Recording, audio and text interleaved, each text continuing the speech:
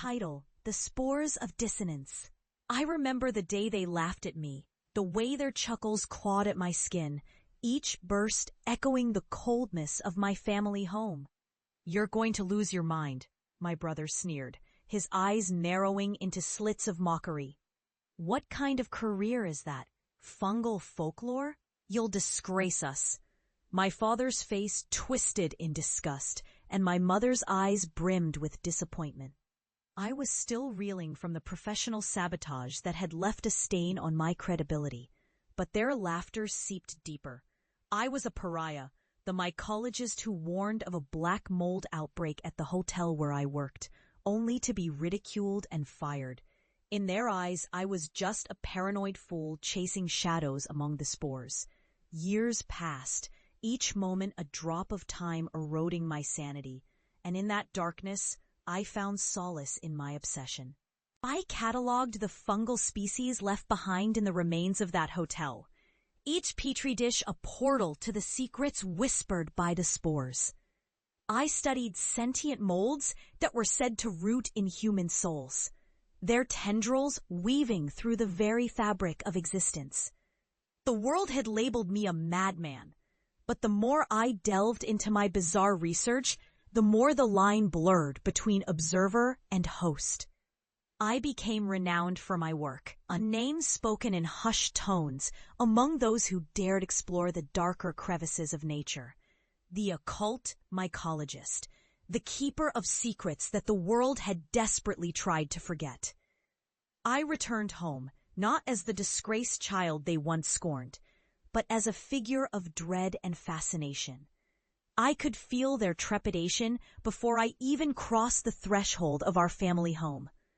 "Why are you here?" my mother gasped, a tremor in her voice as she clutched her pearls, as if they could ward off the horrors I had unearthed. My brother's face paled, his bravado faltering under the weight of my presence. "I'm here to share what I've discovered," I said, my voice steady, underscored by the thrumming of fear that echoed in the back of my mind.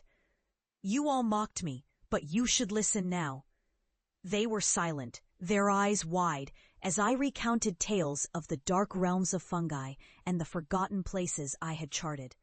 I spoke of the Mycenia obscura, whose spores seeped into the minds of the unworthy, twisting their thoughts into nightmares. I told them about the Cordonarius toxicus, a mold that feasted on despair, rooting itself in the souls of those who had abandoned hope. As shadows lengthened within the room, I could see their skepticism wane, replaced by a dawning horror. The air thickened with an unspeakable weight, and I could feel the tension crackling like static in the air. "I've brought something with me," I said, almost whispering, my heart racing with anticipation. I reached into my dark satchel and pulled out the glass jar, carefully cradling it.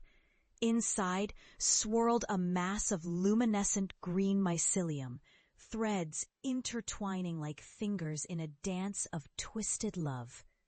"This is the mold of the Forsaken, a species that thrives on disbelief," I explained, my voice trembling with a mixture of dread and exhilaration. "It feeds on the contempt of those who refuse to acknowledge its existence. It grows stronger in the presence of those who doubt. And it has a special appetite for the souls of those who mocked the truth." At that moment, the room turned colder, shadows crawling along the walls like sentient beings. My family backed away, their faces pale, My brother whispered, his voice quaking as he stumbled back, colliding with the wall. I took a step forward, the jar gripped tightly, feeling the weight of my family's disbelief crushing me. "You wanted to see the madness I embraced? Consider this a family reunion of sorts." In the depths of the jar, the mycelium seemed to pulse with a life of its own, tendrils reaching out, almost yearning for release. The air vibrated with an unsettling hum, a chorus of whispers that spoke to me, echoing the relentless torment I had endured.